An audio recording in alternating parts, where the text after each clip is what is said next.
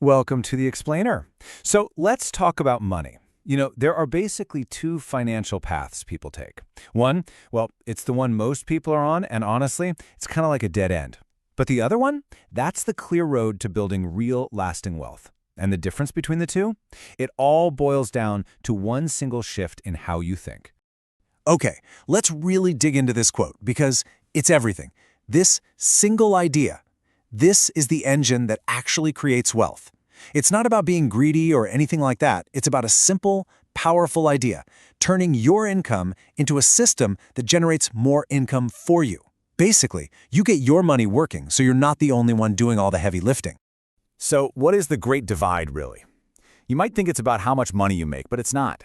Not really. It's about the financial rulebook you decide to play by. And it all comes down to two very different formulas.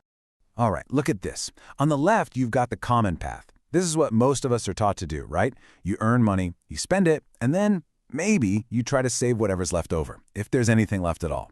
But on the right, that's the wealth path. And this, my friends, is the golden rule of personal finance. You pay yourself first. Before the bills, before the fun stuff, you pay your future self. It seems like a simple switch, just changing the order. But trust me, it changes everything.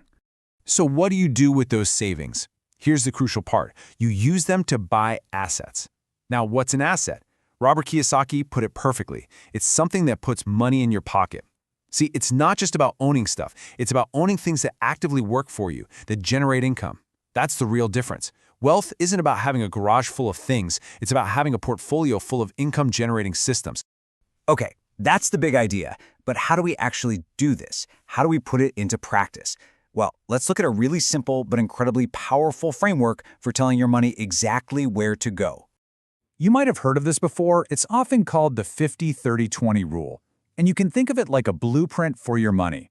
Instead of your paycheck just disappearing into some black hole every month, and we've all been there, you're giving every single dollar a specific job to do. You're in control. So here's how it breaks down. 50%, that's for your non-negotiables, your necessities, rent, groceries, bills.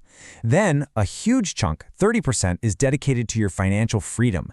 This is the magic jar. This is for investments, saving for big goals. And finally, and this is so important, 20% is for your lifestyle and learning. It's for you, for self-education, for hobbies, for just having fun. Notice that. Investing in yourself is a built-in part of the plan. It's not an afterthought. All right, so you've got the blueprint. But how do you know if you're winning? How do you keep score? Well, it turns out the wealthy track a completely different number than everyone else.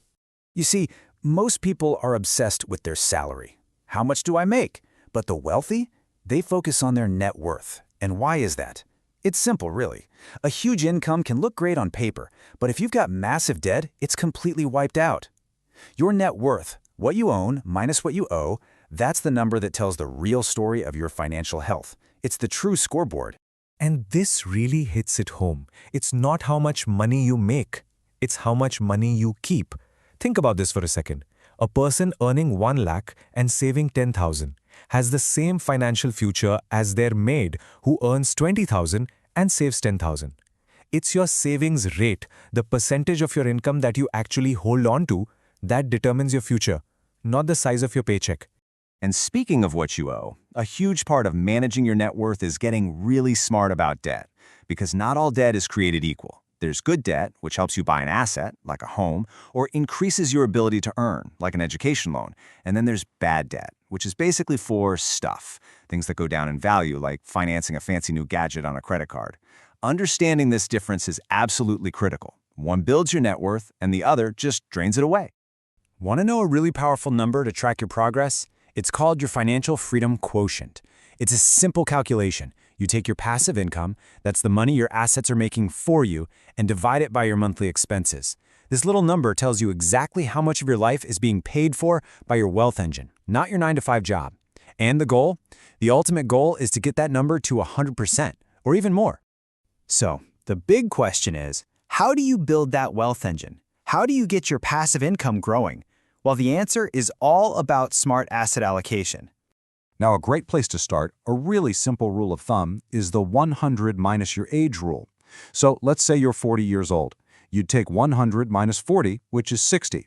That means you'd aim to have about 60% of your investments in things with higher growth potential like stocks.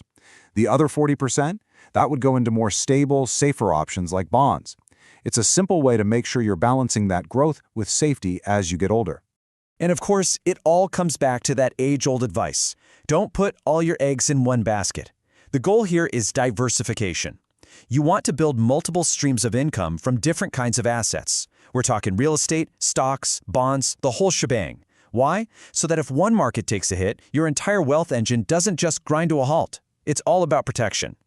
So there you have it. That's the blueprint. But here's the thing. Knowing the blueprint isn't enough. The real power to change your financial path doesn't come from some big dramatic lottery win. It comes from the small, consistent habits you build day after day. And the impact of those tiny habits, well, it can be absolutely staggering.